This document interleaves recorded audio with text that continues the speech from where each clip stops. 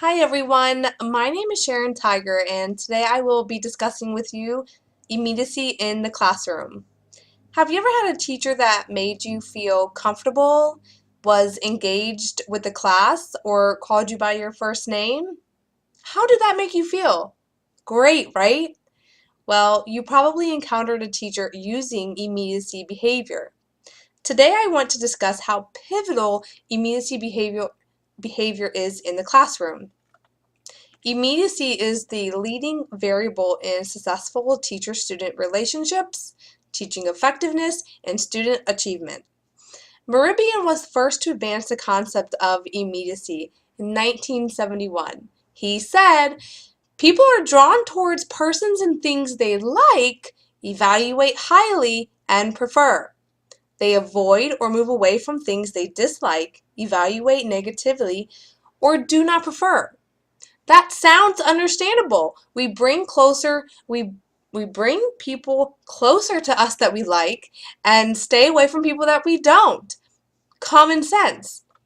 But when you're in the classroom full of students who look up to you, it's your job to bring people closer and open the line of communication. This can be done through immediacy behaviors. If you plan on being a teacher in the future, listen up.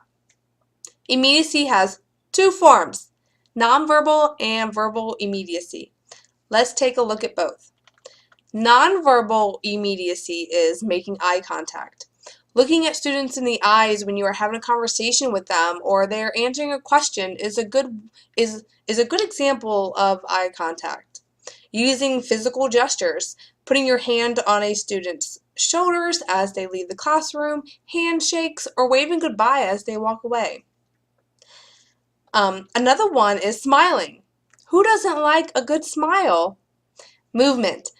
Move about the classroom. Walk through the rows of chairs and make sure you are visible to all of your students. Proximity. Don't stand too close, but don't stand too far away from your students either. Teachers' appearance. Dress more formal at the beginning of the semester, and then once you get to know your students, you can dress more casual and relaxed. Facial expressions are also a good nonverbal immediacy behavior. A head nod, the raising of the eyebrows, things like that. Nonverbal immediacy behavior such as gestures or shaking hands with students opens the line of communication and allows for students to feel more comfortable and at ease. Now let's take a look at verbal immediacy. It's engaging in conversation with students before, after, or outside of class hours. Make sure your students have your email address and they know where your office is located and the hours you are available to meet with them. Praise students, especially the quiet ones, for answering questions. Let students know that you appreciate them and address them by their first name. The environment. Make the classroom more inviting. Hang posters up that are encouraging. Make the classroom more colorful and bright. Scent is another verbal immediacy, and it's actually one of my favorites. Aromatherapy is very calming to me and very relaxing, and I'm sure students feel the same way. Teacher clarity is another verbal immediacy behavior. Students who have teachers who communicate clearly are more motivated. They pay more attention to the students, report more positive effect for subject matter, and see the teacher as more credible. Now, it's important that teachers choose these behaviors effectively to enhance student motivation and the learning experience. Teachers truly have the ability to change a student's perception of the material presented in class and increase student achievement.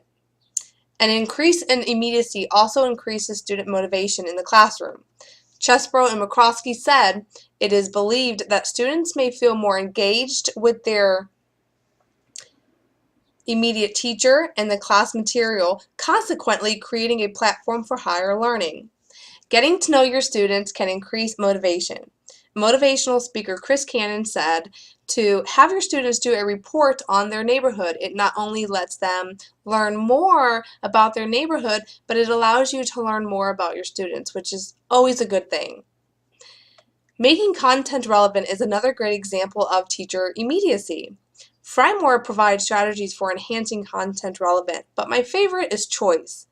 Giving students a choice in completing assignments, encouraging them to make the content relevant to their own needs and their own interests. Allow students to have a voice in the process. It gives them energy to grow and become more productive in your classroom. Students who become motivated to learn the subject matter because of immediate behaviors will do well in the content and continue to learn effectively and become successful. Motivation is what causes people to behave as they do. Increased teacher immediacy results in the teacher being perceived as a more competent communicator. Teachers may also display socio-communicative styles, which is assertiveness and responsiveness.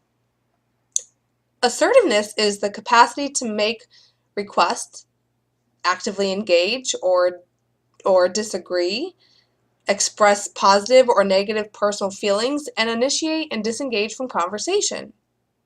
Responsiveness is the capacity to be sensitive to the communication of others, to be a good listener, and to recognize the needs and desires of others.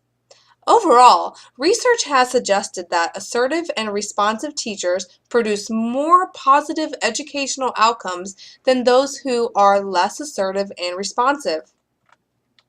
Well, folks, the results are simple. Immediacy reduces student anxiety, increases motivation, increases the student-teacher relationship, and it also increases students to have a greater appreciation for learning and reduces intimidation. Well, folks, that is all that I have for you today, and I hope you learned a lot about immediacy and you plan on to use it in the future when you become a teacher.